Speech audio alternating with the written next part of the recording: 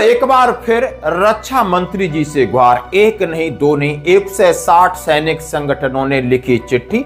18 जनवरी को चिट्ठी लिखी है कि माननीय रक्षा मंत्री जी, आपने वेटरन्स डे पर बड़ी घोषणा की अखनूर से। मान, सम्मान, स्वाभिमान हर मनुष्य के हृदय की यह बलवती भावना होती है। व्यक्तिगत सम्मान, मान यह होता है, स्वाभिमान होता है परिवार का और समाज का जिसमें हम पैदा हुए हैं, उसका भी मान, सम्मान, स्वाभिमान होता है। जिस देश के हम नागरिक हैं, उसका भी एक मान, सम्मान, स्वाभिमान। हमने कई महत्वपूर्ण कार्यों को संपूर्ण किया। 12,000 लाभार्थियों को वेलफेयर स्कीम के माध्यम से तकरीबन 60,000 करोड़ से अधिक की राशि डिसबर्स की गई। माननीय हमारे chief of army staff CDS साहब सब ने वेटरन्स के भले की बात की, जहां तक बहुत सारी घोषणाएं की। आज मैं आपके सामने वन रैंक वन पेंशन लेकर जो हमारी स्थिति है उसके बारे में परिचय कराना चाहता हूं। मिलिट्री सर्विस पे के बारे में बात करना चाहता हूं। हमारे जो आर्थिक मुद्दे उनके बारे में बात करूंगा और उसके साथ हमारे सामाजिक मुद्दे। यहां पर आप बात कहते हो कि समाज के सुधार के लिए आपके लिए वेटरन्स कितने उपयोगी है, वहां पर आपकी पुलिस लगातार हमारे जवानों को, हमारे जेसीओ को, हमारे अधिकारियों के ऊपर हाथ उठाती है।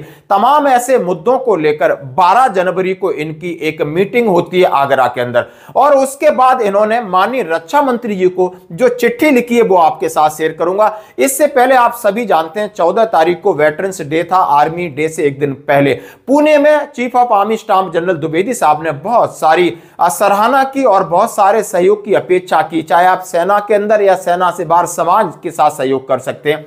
वहीं रक्षा मंत्री जी ने अखनूर में इन तमाम चीजों पर उन्होंने अपनी राय रखी और घोषणा कर रहे हैं कि हमने वन रैंक वन पेंशन दी। जब वन रैंक वन पेंशन दी तो इसी को लेकर पूर्व सैनिकों को एक बार भी आपके पास कई बार पत्र लिखे, कई बार मामला आपके पास तक गया लेकिन संज्ञान में आपने नहीं लिया। आखिर उनकी मांग क्या थी, आखिर वो इतना बड़ा क्या मांग रहे थे? और इसी को लेकर के फेडरेशन ऑफ वेटरन एसोसिएशन ने चिट्ठी लिखी, आप समझ सकते हो, और उनका रजिस्ट्रेशन नंबर इसमें लिखा है 18 जनवरी 2025 को। सेवा में सम्मानीय रक्षा मंत्री महोदय, रक्षा मंत्रालय भारत सरकार, साउथ ब्लॉक, नई दिल्ली।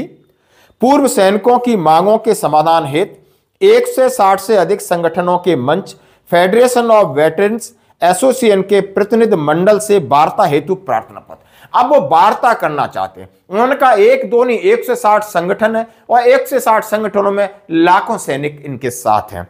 मान्यवर, लंबे समय से पूर्व सैनिक और वीरांगनाएं कुछ मांगों के समाधान बाबत आपसे वार्ता की गुहार लगा रहे हैं। आपके कार्यालय द्वारा लाखों पूर्व सैनिक परिवारों की इस प्रार्थना पर कोई संज्ञान नहीं लिया जा रहा है। राष्ट्र रक्षा को समर्पित वर्ग, यह वार्ता की मांग न तो अलोकतांत्रिक है और ना ही देश में सरकार के खिलाफ आंदोलन या प्रदर्शन। एकमात्र उन्होंने कहा है हमारी ऐसी कोई मांग नहीं है जो अलोकतांत्रिक हो। उन्होंने कहा है ना ही मैं देश के खिलाफ कोई किसी प्रकार की समस्या खड़ा करना चाहता हूं और नहीं तो हमारे पास एकमात्र विकल्प सिर्फ आंदोलन है। तो आप हमें आंदोलन के लिए क्यों मजबूर कर रहे हो? हम पूर्व सैनिक भी इस राष्ट्र और सरकार के हिस्सा हैं। सरकार के गठन में हमारे वर्ग की सहभागिता को नकारा तो नहीं जा सकता। सबका विकास, सबका विश्वास और सबका साथ वाले नारे को सरकार से पूर्व सैनिक भी न्याय की पूरी आशा और उम्मीद और अपेक्षा रखते हैं। हमारे पूर्व पत्रानुसार हमने समय पर वेतन आयोग के गठन हेतु निवेदन किया था और माननीय प्रधानमंत्री महोदय ने इसकी घोषणा 16 तारीख 2025 को कर दी, जिसका हम सब स्वागत करते हैं।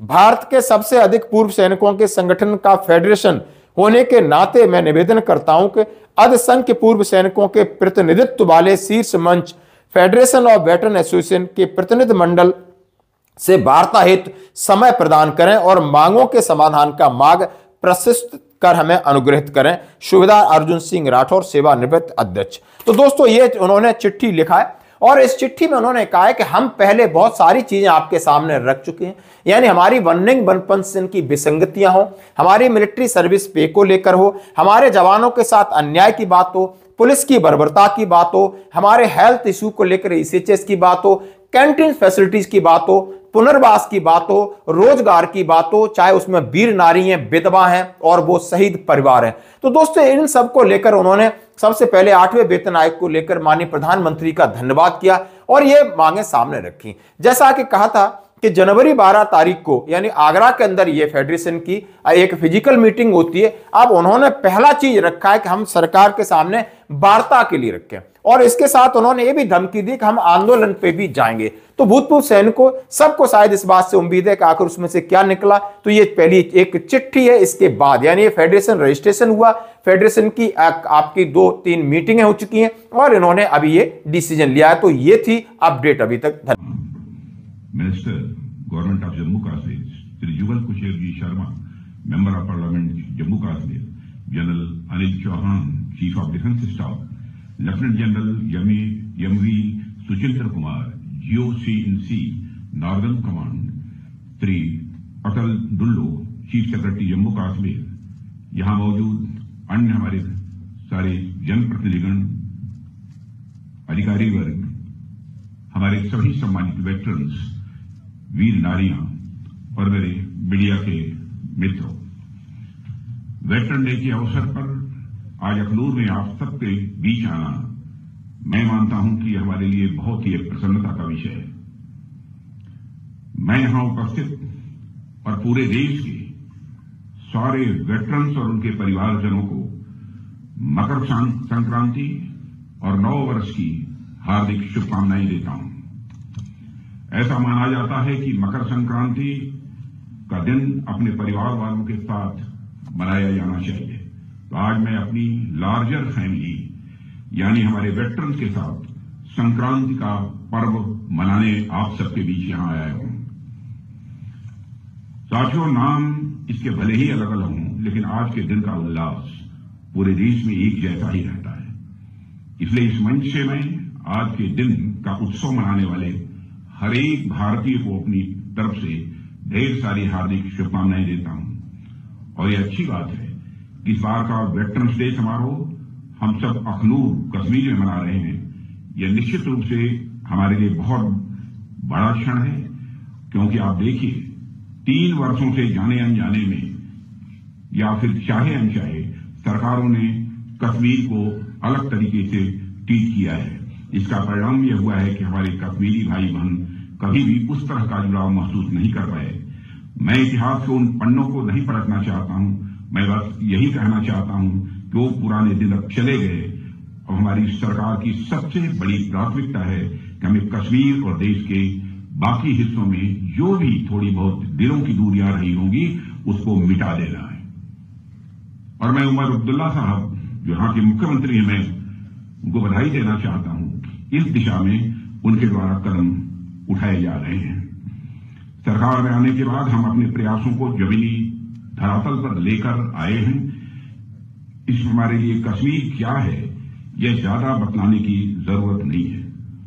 अखनूर में वेटरन डे का मनाया जाना इस बात को साबित करता है कि हमारे दिल में जो स्थान दिल्ली का है वही स्थान अखनूर का है, वही स्थान यह कश्मीर का है।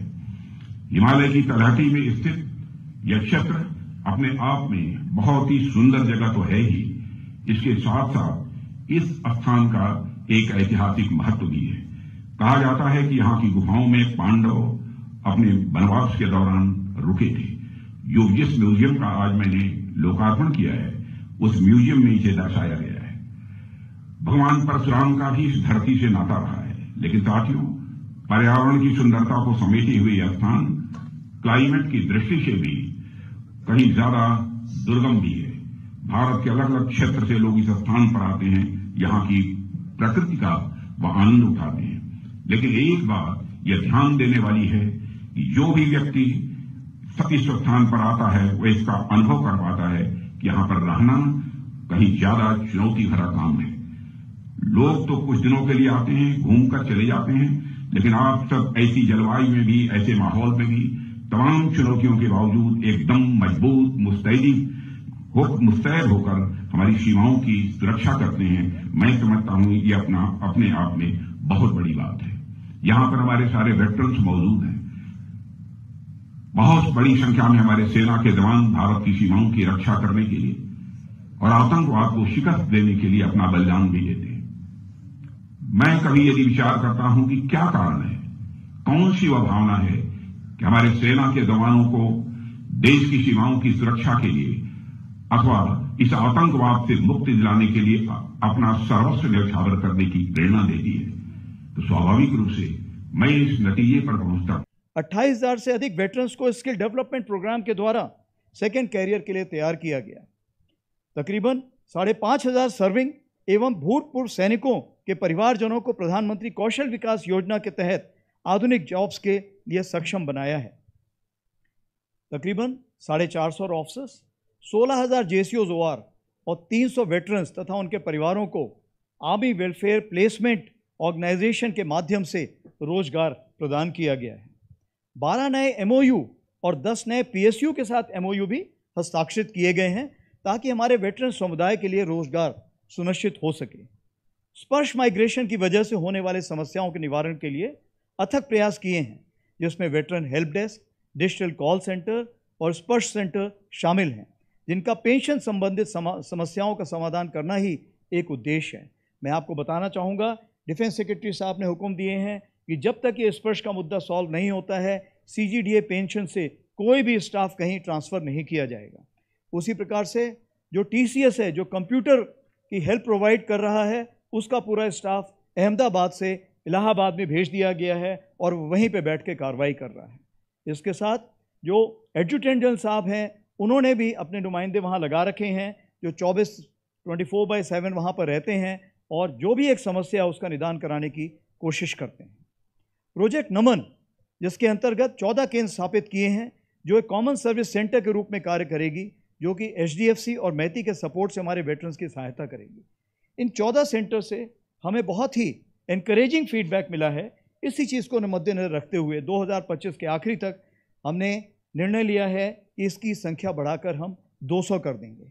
ये ऐसा एक सिंगल विंडो कॉन्सेप्ट है जिसमें आपको आधार कार्ड वेरिफिकेशन, बैंक अकाउंट खोलना, लाइफ सर्टिफिकेट या लोन लेना, कोई भी आपकी समस्या है, हर समस्या का निदान एक ही जगह पर किया जाएगा।